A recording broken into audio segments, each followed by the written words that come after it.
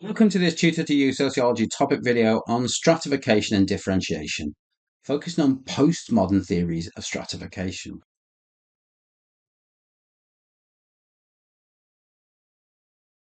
Postmodernists, and for this video, late modernists, generally take a view that structural factors are less important in contemporary society, and so take a micro approach to the experiences of individuals in society and how their life chances are influenced by their social position.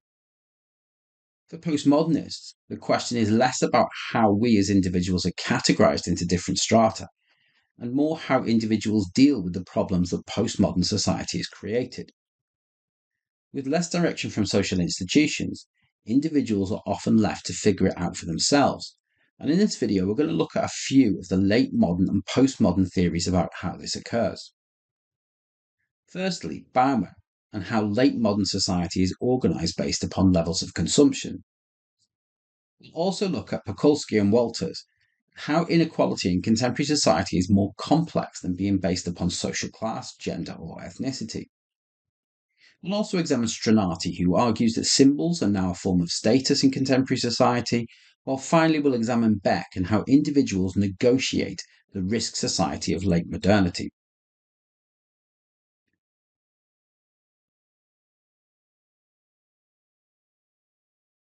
Zygmunt Bauman suggested that the occupation of individuals was no longer an adequate measure of their status within society.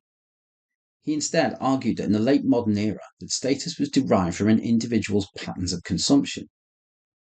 In a consumerist society such as that of the late 20th and early 21st century, people were awarded status for the goods and services they acquired, rather than their employment. Designer brands in electronics and fashion created an image of status, and this was perpetuated by the media advertising goods and how they created lifestyle brands. For Bauman, the inequality in society is no longer based upon employment patterns, but rather on those with the ability to purchase these goods and those who did not have the ability, what he called the seduced and the repressed. While employment obviously gives people the ability to purchase these goods, they are able to be acquired through means such as credit, providing people with a status that their employment, or lack thereof, may not afford them. And this is a common theme amongst post and late modernity, the idea of creating an image of oneself that may not reflect reality.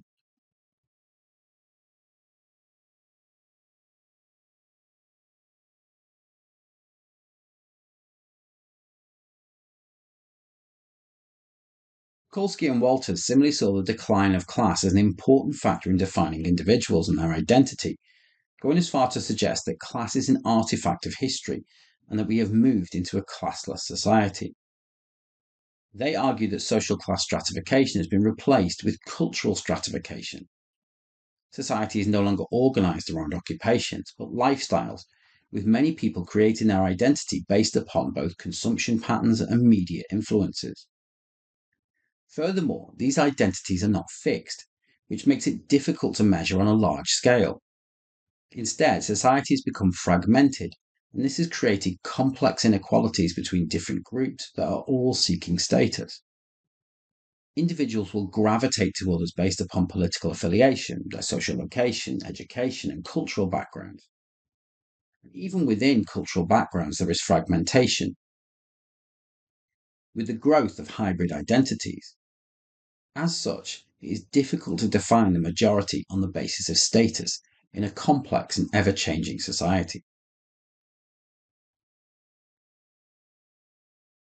Dominic Stronati likewise suggests that old certainties such as class have been replaced.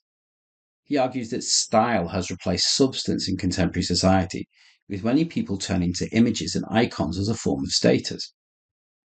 Similarly to Bauman, these images and icons are often linked to patterns of consumption, which are based upon media depictions of what it means to be in ownership of designer clothes and high end electronics and cars. As a consequence, people gravitate towards those with these goods and identify with them based upon superficial traits they believe that the owners possess, rather than the person's character.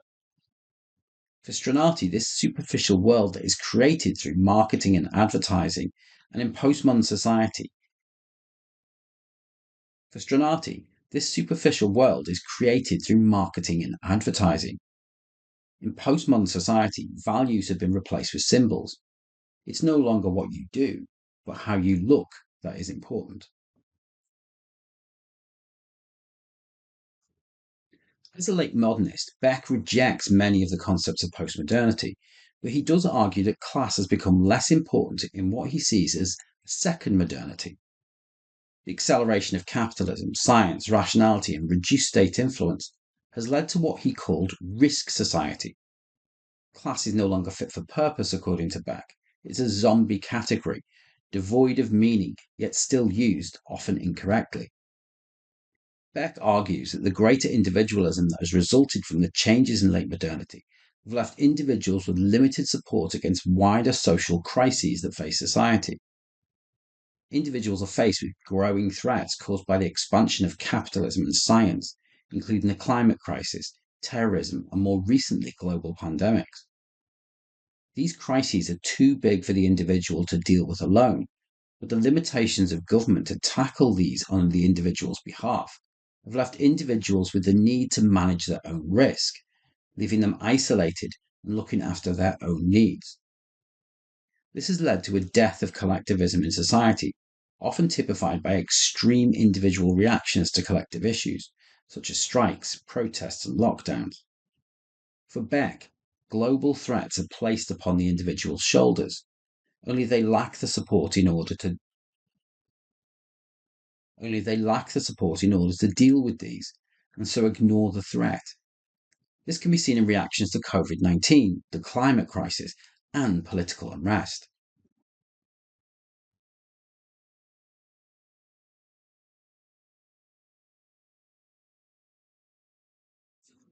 In evaluating the postmodern and late modern perspectives of stratification, it's important to consider whether or not we are in a postmodern age. While some may argue that sections of society form their identity from media and consumerism, there are clearly those that do not. Hetherington and Harvard argue that the result of fragmentation has not been greater acceptance, but instead greater conflict as people's values clash. And this can be seen in many contemporary debates around identity, including gender, ethnicity, and religion. Furthermore, we need to question whether class is disappearing or whether there has been a greater polarization of social classes. As inequality grows, has Britain returned to a society with a two-class system between workers and the elite? Marxist David Harvey rejects the ideas of class becoming irrelevant, as the spread of global capitalism and the growth of income inequality means that social class is incredibly relevant in society, whether we subscribe to class values or not. Furthermore, Roberts argues that many of our experiences are based upon our social class even to this day. The choice of education, employment opportunities, food, cultural enrichment, and life chances are all dependent upon an individual's class background, despite postmodern arguments to the contrary. That concludes this Tutor to You Sociology topic video on stratification and differentiation, focused on postmodern views of stratification. Thanks for watching.